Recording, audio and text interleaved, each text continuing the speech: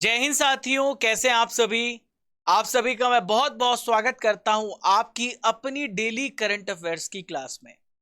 दोस्तों, आज है तारीख 24 सितंबर 2022 और आज से संबंधित जितनी भी इंपॉर्टेंट करंट अफेयर्स होने वाली है उसे मैं आपके लिए डिस्कस करने वाला हूं।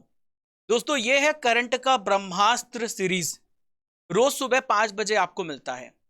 डेली करंट अफेयर्स के साथ आपको मिलता है डेली टेस्ट, यानी पूरे सेशन को बहुत ही ध्यान से मन लगा करके सुनना होगा, तभी आप इस सेशन से रिलेटेड लास्ट में क्वेश्चन को लगा पाएंगे। देखिए फ्रेंड्स, मैं आपको यह भी बता दूं, अपने सपनों को अपने सांसों में रखिए, आप मंजिल को अपने बाहों में रखिए। हर एक जीत आपकी ही होगी, बस अपने लक्ष्य को अपनी निगाहों में रखो। दोस्तों, ये खेल एक दिन का नहीं है। कोई भी सफल तब होता है जब वो लगातार मेहनत करता है, क्योंकि डेली हर एक चीज जुड़ती जाती है। तो ये कंसिस्टेंसी का, जो लगातार निरंतर मेहनत करता है, उसका कोई विकल्प नहीं। आज का सबसे पहला क्वेश्चन देखते हैं। बस अभी ये 2 घंटे पहले की न्यूज है। 2 घंटे पहले ये ऐसा हुआ है और मैंने इसे करंट अफेयर्स में आप सभी के लिए रखा है। हॉकी इंडिया के नए अध्यक्ष हाल ही में कौन बने हैं? Who has become the new president of hockey India? तो दोस्तों, हाल ही में दिलीप तिर्की हॉकी इंडिया के नए क्या बने हैं? अध्यक्ष बने हैं। कौन बने हैं? दिलीप तिर्की बने हैं। दोस्तों, दिलीप तिर्की की बात कर लेते हैं। तो तिर्की जो है, ये भारतीय हॉकी टीम के पूर्व कप्तान थे। ठीक है, 2012 से लेकर 2018 तक। इसके अलावा ये बीजू जनता दल पार्टी से राज्यसभा के सांसद भी रह चुके हैं। तिर्की को निर्विरोध अध्यक्ष चुना गया है। इन्हें भारतीय हॉकी फेडरेशन का नया अध्यक्ष बनाया गया है। यहां पे हम बात करेंगे हॉकी इंडिया की, क्योंकि मैंने आपको हॉकी इंडिया के बारे में बताया है। तो हॉकी इंडिया की स्थापना 2009 में हुई है, जिसका हेडक्वार्टर न्यू दिल्ली में है। पुरुषों के कोच हैं ग्राहम रीड और महिला कोच हैं जेनेक शोपमैन। क्या नाम है? जेनेक शोपमैन नाम है। क्वेश्चन नंबर 2 आप सभी के सामने, ये भी अभी बस हाल ही की घटना है। तो देखिए, हाल ही में किस राज्य में पर्यावरण मंत्रियों का राष्ट्रीय सम्मेलन शुरू हुआ है? Very very important question. In which state the national conference of environment minister has started? तो पर्यावरण मंत्रियों का राष्ट्रीय सम्मेलन गुजरात राज्य में हुआ है। कहां पर हुआ है? गुजरात राज्य में हुआ है। आप सभी के लिए, आप सभी को पता है कि जो चेंज आ रहा है हमारे क्लाइमेट में, वो बहुत बड़ा चैलेंजिंग है, बहुत बड़ा चुनौतीपूर्ण है। तो जरूरत है कि हम इन सभी जो क्लाइमेट चेंज आ रहा है उसका मिलकर के सामना करें, उसके लिए समाधान खोजें। इसके लिए यह सम्मेलन 23 और 24 सितंबर आयोजित किया जाएगा। ठीक है दोस्तों, इसका उद्घाटन किसने किया है? तो हमारे भारत के पीएम हैं, पीएम मोदी जी। इन्होंने गुजरात की एकता नगर में किया है। दोस्तों, भारत का लक्ष्य भी है 2070 तक हमने कमिटमेंट दिया है कि हम नेट जीरो का टारगेट रखेंगे, यानी कार्बन उत्सर्जन को 2070 तक जीरो करेंगे। देश का फोकस है ग्रीन ग्रोथ और ग्रीन जॉब्स पर। ऐसी ऊर्जा पर निवेश करना, ऐसी ऊर्जा को प्रोत्साहित करना जो प्रदूषण नहीं फैलाते हैं। ठीक है दोस्तों, यहां पर पर्यावरण की बात आ रही है। तो प्रेजेंट में भारत के एनवायरमेंट मिनिस्टर हैं भूपेंद्र यादव जी। अभी हाल ही में एक और सम्मेलन हुआ इंपॉर्टेंट, मैंने आपको करंट अफेयर्स में पढ़ाया था। हिमाचल प्रदेश के धर्मशाला में हुआ है। पर्यटन मंत्रियों का सम्मेलन हुआ है। भारत में पर्यटन के नए नए अवसर को खोजने के लिए और टूरिज्म को बढ़ावा देने के लिए हुआ है। कुछ और भी सम्मेलन हुए हैं, उसको भी मैंने यहाँ पे शामिल किया, जो हाल ही में हुए हैं। और बार बार रिवाइज करना जरूरी है ताकि आपके दिमाग में हर एक बात परमानेंटली बैठ जाए। हाल ही में स्को सम्मेलन हुआ 2022 उज्बेकिस्तान समरकंद में। हाल ही में विश्व डेयरी सम्मेलन हुआ ग्रेटर नोएडा में। हाल ही में मंथन सम्मेलन हुआ 2022, कहां पर? बेंगलुरु में। हाल ही में मुख्य सचिवों का पहला राष्ट्रीय सम्मेलन धर्मशाला में हुआ है, हिमाचल प्रदेश में। हाल ही में पहला अतुल्य भारत अंतरराष्ट्रीय सम्मेलन 2022 मुंबई में हुआ है। चलिए आइए बढ़ते हैं क्वेश्चन नंबर 3 पर। मोस्ट इंपॉर्टेंट क्वेश्चन दोस्तों, इससे क्वेश्चन आने की 200% संभावना है और बहुत कुछ आप जानने वाले हैं। हाल ही में किस कंपनी को केंद्र सरकार के द्वारा महारत्न कंपनी का दर्जा दिया गया है? Which company has been given the status of Maharatna company by central government? तो दोस्तों इस कंपनी का नाम है REC लिमिटेड। पूरी डिटेल्ड एनालिसिस करने वाले हैं, पूरे कॉन्सेप्ट में जाएंगे। महारत्न कंपनी क्या होती है, REC लिमिटेड क्या है, आप सभी के लिए ये नए शब्द हैं, तो मैं बहुत ही बेसिक से समझाऊंगा। सुनिए, आप सुनिएगा अच्छे से। पहले REC के बारे में जान लेते हैं। तो REC जो है इसका फुल फॉर्म है रूरल इलेक्ट्रिफिकेशन कॉरपोरेशन लिमिटेड। ठीक है, REC का फुल फॉर्म क्या है? Rural electrification corporation limited. 100% इसका फुल फॉर्म आपसे पूछा जा सकता है। REC की स्थापना 1969 में हुई है और किस प्रकार की कंपनी है? तो यह एक नॉन बैंकिंग फाइनेंस कंपनी है, यानी कि गैर बैंकिंग वित्त कंपनी है। ठीक है, इसका काम होता है पूरे भारत में बिजली जो क्षेत्र है उसको वित्त पोषित करना, यानी उन्हें मनी सप्लाई करना, पैसे फंडिंग करना, ताकि वो और आगे बढ़े और उनके विकास पर केंद्रित करना। ये किस मंत्रालय के अंतर्गत आता है?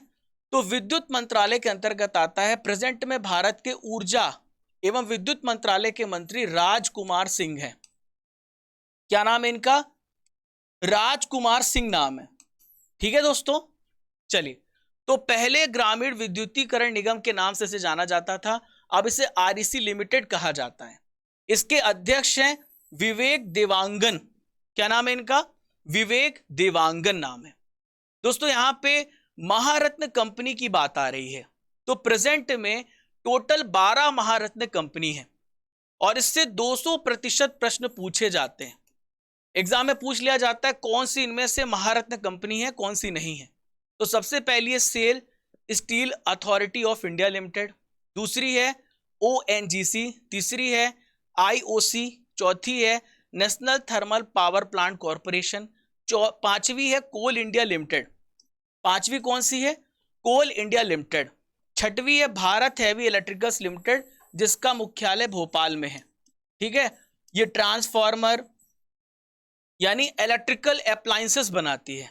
भारतीय गैस प्राधिकरण लिमिटेड गेल 7वीं है।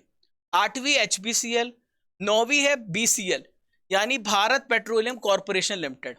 हाल ही में PGCIL को शामिल किया गया है power grid corporation of India limited को।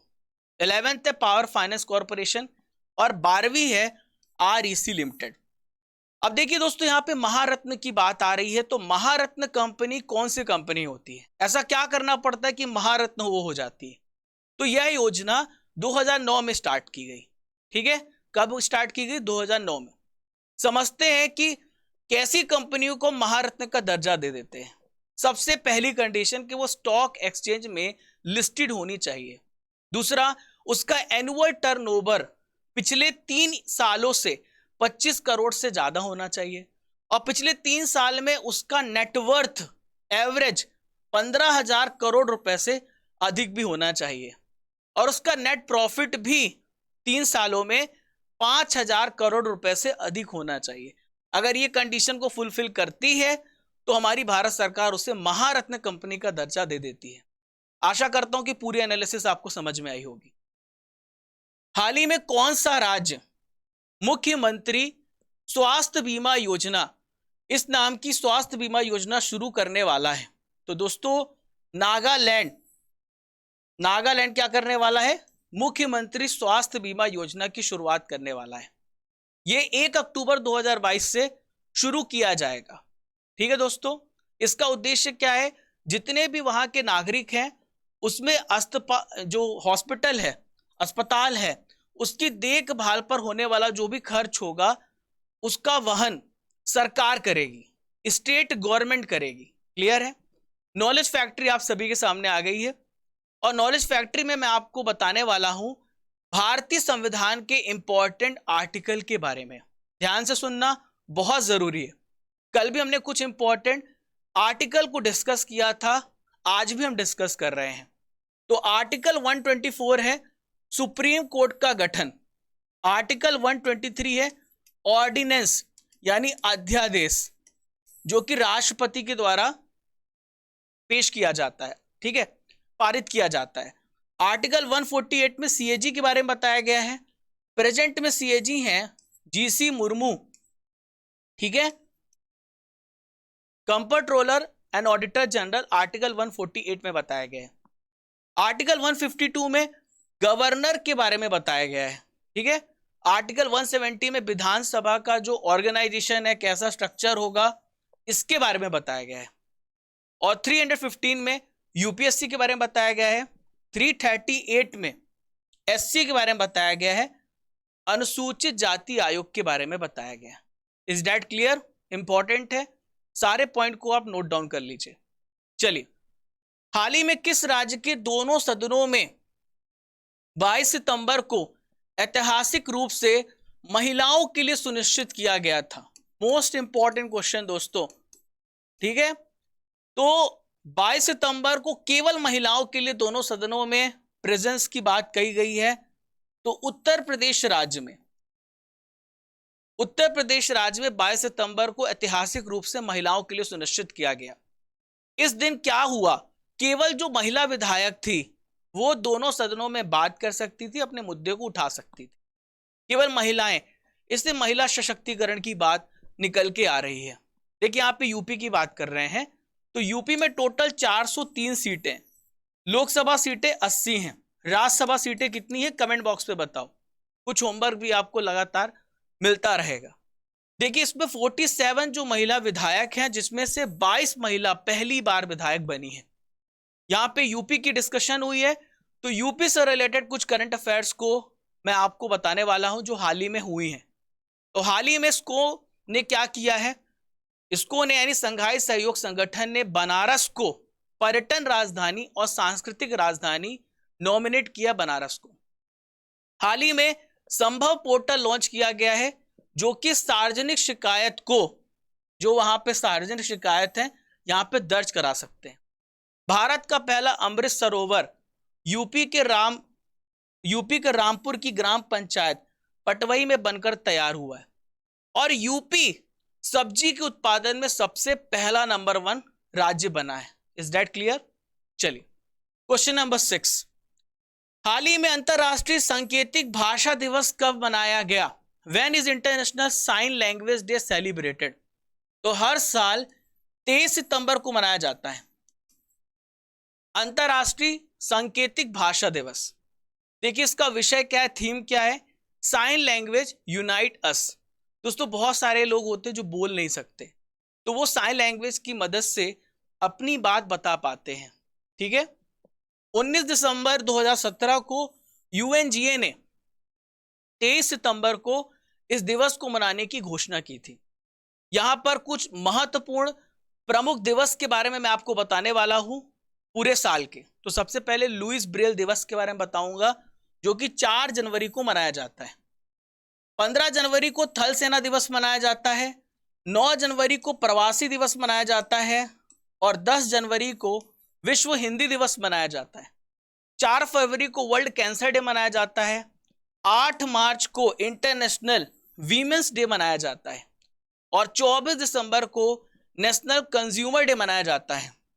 ठीक एक दिन बाद 25 दिसंबर को सुशासन दिवस मनाया जाता है, ठीक है। चलिए, क्वेश्चन नंबर 7, हाल ही में मैक्स लाइफ इंश्योरेंस ने किस क्रिकेटर को अपना ब्रांड एम्बेसडर बनाया है? Which cricketer has been chosen by Max Life insurance as its brand ambassador? तो रोहित शर्मा को बनाया गया है ब्रांड एम्बेसडर। किसका बनाया गया है? तो मैक्स लाइफ इंश्योरेंस का बनाया गया है। दोस्तों, रोहित शर्मा के साथ इनकी पत्नी है रितिका सजदे, इन्हें भी ब्रांड एम्बेसडर नियुक्त किया गया है। यहां पे ब्रांड एम्बेसडर्स की बात आ रही है, तो कुछ इंपॉर्टेंट कंपनियों के ब्रांड एम्बेसडर्स मैं आपको बता रहा हूं। सबसे पहले पंकज त्रिपाठी की बात करेंगे, जो कि फिनो पेमेंट बैंक के ब्रांड एम्बेसडर हैं। भाला फेंक खिलाड़ी Neeraj Chopra Tata AIA life insurance के ब्रांड एम्बेसडर हैं। रानी रामपाल और Smriti Mandhana इक्विटेस small finance bank की ब्रांड एम्बेसडर है। हाल ही में डिजिट इंश्योरेंस काफी विज्ञापन आपने देखा होगा। विराट कोहली डिजिट इंश्योरेंस के ब्रांड एम्बेसडर है। किस टेनिस खिलाड़ी ने चेन्नई ओपन का खिताब हाल ही में जीत लिया है? Which tennis player has won the Chennai open title? अच्छा क्वेश्चन है दोस्तों। तो दोस्तों इनका नाम है लिंडा फ्रूविर्तोवा। क्या नाम है? लिंडा फ्रूविर्तोवा। इन्होंने जीता है चेन्नई ओपन का खिताब। टेनिस खिलाड़ी हैं। किस देश की खिलाड़ी है? चेक रिपब्लिक की खिलाड़ी, चेक गणराज्य की खिलाड़ी है। ठीक है दोस्तों। और इन्होंने पहला करियर का महिला टेनिस संघ WTA एकल खिताब जीता है। देखिए 2022 का जो चेन्नई ओपन कब से कब तक चला? 12 से 18 सितंबर तक चला है। और ये जो टूर्नामेंट है ये डेडिकेटेड है किसके लिए? वीमेंस के लिए है। तो ये वीमेंस टेनिस एसोसिएशन टूर्नामेंट है। कुछ एडिशनल इंफॉर्मेशन लेके जाइए। हाल ही में महिला एकल में पोलैंड की विश्व नंबर खिलाड़ी ईगा स्विटेक ने 4 जून 2022 को पेरिस में कोको गॉफ को हराकर फ्रेंच ओपन का खिताब जीता है। और मैंने आपको बताया था ना ईगा स्विटेक के बारे में, तो ये एडिशनल जानकारी मैं आपको दे रहा हूं। क्वेश्चन नंबर 9 आप सभी के सामने। हाल ही में किस राज्य को स्वास्थ्य क्षेत्र के लिए विश्व बैंक से $350 मिलियन का लोन प्राप्त होगा? तो स्वास्थ्य क्षेत्र में लोन प्राप्त हो रहा है गुजरात राज्य को। किस राज्य को? गुजरात राज्य को। तो स्वास्थ्य सेवाओं पर खर्च करने के लिए गुजरात राज्य को मिल रहा है। इसका मेन फोकस होगा जो किशोर लड़कियां हैं और उनसे संबंधित जो उनका रोग है उन पर निगरानी पर, उनके ऊपर विशेष रूप से ध्यान केंद्रित करने के लिए, उनके डेवलपमेंट के लिए लोन दिया गया है वर्ल्ड बैंक के द्वारा। अब यहां पे वर्ल्ड बैंक की बात आ रही है तो इसके अध्यक्ष है डेविड मलपास, जिसका हेडक्वार्टर कहां पर है वर्ल्ड बैंक का? वॉशिंगटन DC USA में है। 1944 में वर्ल्ड बैंक की स्थापना हुई है। इसका आदर्श वाक्य है गरीबी मुक्त दुनिया के लिए काम करना, यानी दोस्तों पूरी दुनिया से पॉवर्टी को कम करना, रिड्यूस करना। ठीक है। आज का आखिरी क्वेश्चन, हाइफा दिवस कब मनाया गया? When is Haifa day celebrated? तो हाइफा दिवस हर साल 23 सितंबर को मनाया जाता है। अब सवाल ये उठता है कि हाइफा दिवस होता क्या है, क्या मतलब है हाइफा का? आपके लिए नया है तो दोस्तों पहली बात तो ये समझिए, ये भारतीय सेना के द्वारा मनाया जाता है। इसका उद्देश्य क्या है? हाइफा में जो हमारे सैनिक ने हाइफा में युद्ध लड़ा था उन भारतीय सैनिक के लिए रिस्पेक्ट प्रकट करने के लिए यह दिवस मनाया जाता है। अब आइए मैं आपको डिटेल में समझाता हूं कि हाइफा युद्ध है क्या। हाइफा का युद्ध कब लड़ा गया? तो इसे 1918 में लड़ा गया, जब फर्स्ट वर्ल्ड वॉर चल रहा था। फर्स्ट वर्ल्ड वॉर 1914 से स्टार्ट हुआ था। ठीक है। तो फर्स्ट वर्ल्ड वॉर चल रहा था, तो इसमें हमारे जो भारतीय सैनिक थे जो हैदराबाद के, मैसूर के, जोधपुर के, तो इन यहां से 15 इंपीरियल सर्विस कैवलरी ब्रिगेड का वो हिस्सा थे जो मित्र राष्ट्र था जिसमें ब्रिटेन लीड कर रहा था। हम ब्रिटेन को सपोर्ट कर रहे थे प्रथम विश्व युद्ध में। तो भाग लेकर के हमारे भारतीय सैनिक जो हैं जर्मनी और तुर्की जो कि शत्रु राष्ट्र कहे जाते हैं वहां पर शासन था। जर्मनी और तुर्की का शासन इजराइल के हाइफा शहर में था। ठीक है। इजराइल का एक शहर है हाइफा शहर। तो इसको रिलीज किया था हमारे भारतीय सैनिक ने, यानी ब्रिटेन की मदद की थी, जर्मनी और तुर्की के खिलाफ लड़ाई लड़ी थी क्योंकि वहां पे जर्मनी का कब्जा था हाइफा में। तो इससे रिलीज किया था। तो उन सभी सैनिकों के सम्मान में हाइफा दिवस मनाया जाता है। दोस्तों करंट अफेयर्स की रसमलाई आ गई है और मैंने वादा किया था कि मंथ वाइज मैं आपको रसमलाई दूंगा। जनवरी से रिलेटेड मैंने रसमलाई आपको दे दिया है। अब फरवरी की बात करेंगे। फरवरी महीने में Dada Saheb Phalke international film festival award की घोषणा हुई है और फिल्म ऑफ द ईयर का अवार्ड द पुष्पा को मिला है, पुष्पा द राइस। अंतरराष्ट्रीय मातृभाषा दिवस कब मनाया गया? तो हर साल 21 फरवरी को मनाया जाता है। अंतरराष्ट्रीय ओलंपिक सत्र की मेजबानी भारत का कौन सा शहर करेगा? मुंबई करेगा।